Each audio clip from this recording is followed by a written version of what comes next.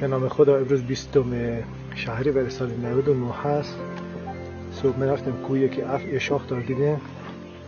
وقتی برگشتیم سر جای اولش بود و حدس زدیم که خیلی تشنه باشه. آقای گلستانی علادن بهش آب میدن. خیلی جالبه.